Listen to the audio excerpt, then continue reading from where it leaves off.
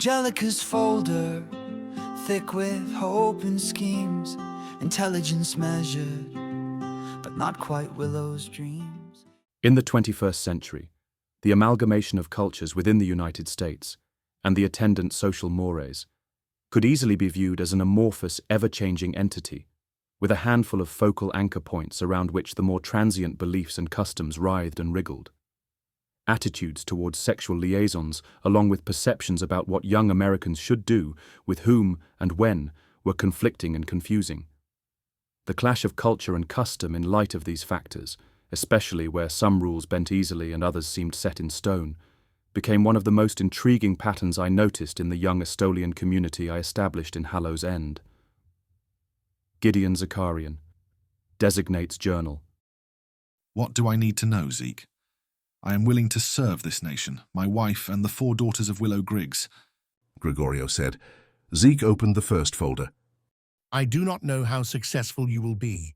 For this reason, it is best to keep the details to yourself.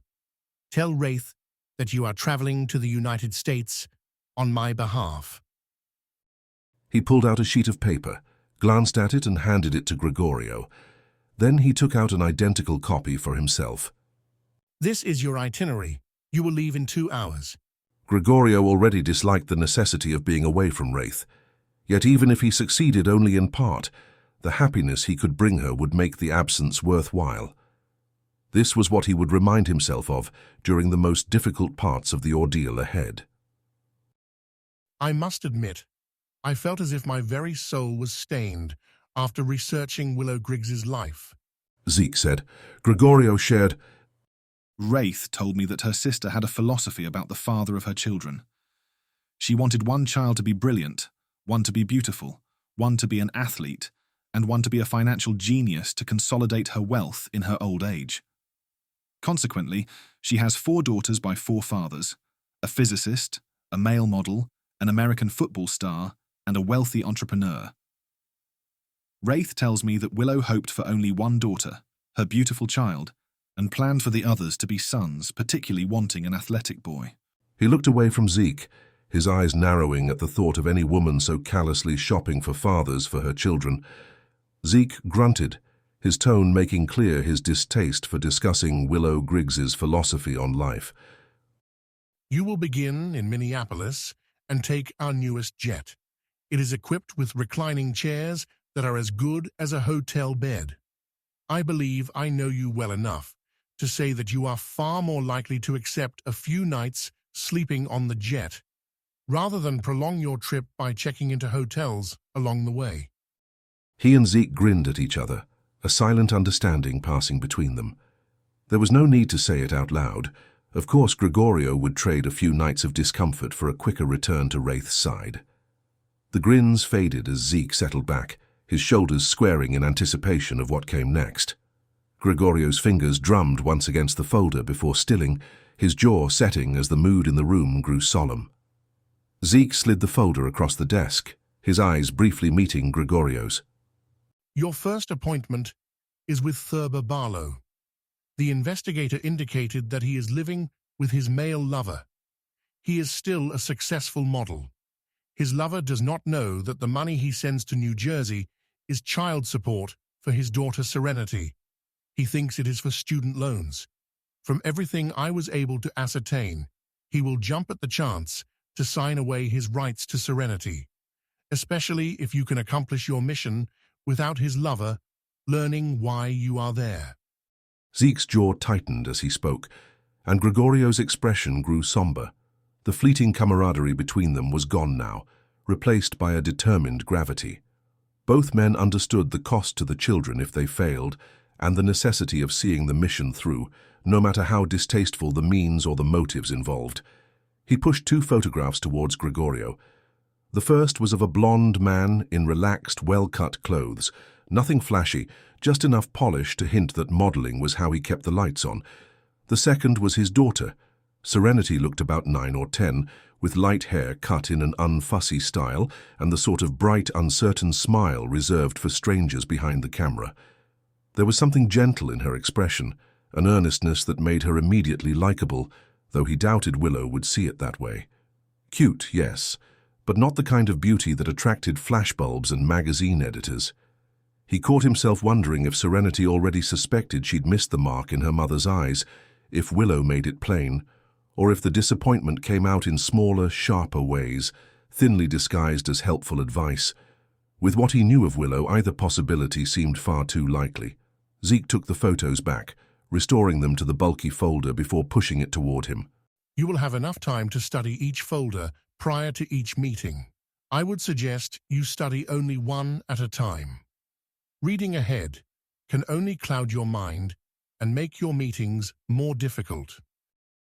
Gregorio took the first folder and allowed himself a small smile, noting that the cover outlined succinctly when he should look through its contents and precisely when each appointment was scheduled.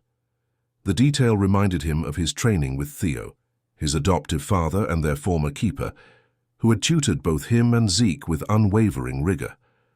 Under Theo's guidance, Gregorio had learned that a keeper must balance authority and humility, for the role demanded a firm hand without overreaching. He recalled Theo's words, "In the right hands, it can be an admirable quality, but it is also very easy to take it to extremes. The keeper must be a humble man, capable of taking guidance from the spirit, and in avoiding overuse of the power he is given." Looking across at Zeke, Gregorio could not help but feel a quiet sense of pride and camaraderie. Zeke was the embodiment of everything Theo had labored to instill in them, a keeper whose strength was tempered by wisdom and restraint. Zeke opened the second folder. When your mission in Minneapolis ends, you will fly overnight to San Diego to meet Rogelio Aguirre. Willow chose him, certain he would pass on his intelligence to her child. He is a brilliant physicist. Shortly after they married, he turned down a lucrative postdoctoral position at Stanford, choosing instead to teach at a little-known community college. When he threw away the prestigious position, with its attendant privilege and glamour, all for some altruistic desire to give back to the community, Willow was furious. The marriage was over before Angelica was even born. He remarried not long after, but he is having financial difficulties supporting his wife and their 3, soon-to-be 4 children, in addition to the hefty amount of child support he is paying Willow. Zeke's eyes lingered on the photo of Rogelio for a moment longer, a faint hint of admiration crossing his face before he looked away, lips tightening in disapproval. Rogelio is a good man, realistic, burdened, but honorable, he said quietly. Then his shoulders stiffened slightly and his tone grew colder. Willow's attitude, though, He paused. her expectations are distasteful. She values what he can give her in genes, not the man himself. Angelica, her oldest child, tests at the higher end with her IQ, but she is not considered brilliant. Another disappointment for Willow. Rogelio will not sign away his rights to Angelica easily or without thought, but he is a practical man, burdened by financial responsibilities. He will want reassurance that he can still contact her. Zeke paused with a sigh and added, Go gently with him. You need him to accept you're taking his responsibility. If he knows Angelica will be happier, he will probably consent. The picture that Zeke pushed towards him showed him that Angelica was dark-haired and, unlike Serenity, would most likely end up being exotically beautiful. From San Diego, you will return to Atlanta to meet with Blake Callahan. He blew out his knee in his first season playing professional football. They were not together very long, but his salary was high. He is paying almost as much as the other two combined. He is selfish. He will be thrilled to stop paying Willow, but he might not want to sever all ties to his daughter. His ego is such that he might fancy the idea of having a beautiful daughter. We have prepared 2 separate contracts. One is if he prefers to step entirely out of Misty's life, and the other keeps them in touch with one another. Gregorio accepted the next folder from Zeke and glanced at the photograph inside, studying the strawberry blonde toddler. Obviously, it would be some time before her athleticism, or lack thereof, would show. But, like her oldest sister, she looked like she would be beautiful. The father was muscular and athletic, with a little bit of extra weight around his middle now that he was no longer a professional athlete. Gregorio thought he would ultimately decide that his daughter was not worth more than a yearly Christmas card. He closed the third folder, a crease forming between his eyebrows. What? He was not sure how to ask his question. What is the ultimate point? Zeke carefully adjusted the position of the folders in front of him so that they aligned with the edge of the table. Then he looked up, his eyes meeting Gregorio's, and said, Once you have received permission and offered to take on the financial burden for each of these men, you will go to see Willow herself. You will offer her a slightly reduced amount of money monthly, and in return, take the children off her hands. Hopefully, you and Wraith will eventually adopt all four. Gregorio sat back, fingers drumming lightly against the folder, his gaze flickering between the stack of files in front of him and Zeke. He let the silence stretch, his features betraying the persistent uncertainty that Zeke's tidy explanations hadn't managed to erase. Zeke registered this, the barest hitch in Gregorio's posture, and continued. From Atlanta, you will travel to Newark, New Jersey for your last two meetings. First with Warren Griggs, then, at the end, with Willow herself. I expect this will be the greatest trial of your journey, which is why I saved these moments for last. But she is still married to the father of her youngest child, he pointed out. They are not likely to give up the baby. Warren Griggs is not Melody's father. If Melody was his child, there is literally nothing we could do to separate him from his daughter, short of kidnapping her. As it is, he will not fight to keep her, even if he is listed as the father on her birth certificate. Zeke ran his fingertip lightly over the name on the cover of the fourth folder. With a deep breath, he picked it up and handed it directly to Gregorio. Gregorio flipped it open and stared at the picture of the 2-month-old baby, Melody Griggs. She was mostly bald with a few wisps of hair in a whirl on her forehead. A prickle ran across Gregorio's shoulder blades and down his spine. He visibly shivered. What does that mean? He asked. That, Gregorio, is deity telling you how critical this task is, not only for Estolia, but for the future of the entire planet. Melody, Zeke said softly, his eyes lingering on the photo, is important. He looked up, meeting Gregorio's gaze. He tapped the folder twice, a light drum of fingertips that sounded oddly reassuring in the stillness between them, as if echoing both challenge and underlying trust. The real question is, are you willing to expand your family this dramatically? Gregorio drew in a breath, processing the weight of Zeke's words. Wraith will be happy if the girls are with us. He smiled slowly, as the thought of the pleasure he would be giving his wife started to sink in. Still, he forced himself to focus on practicalities.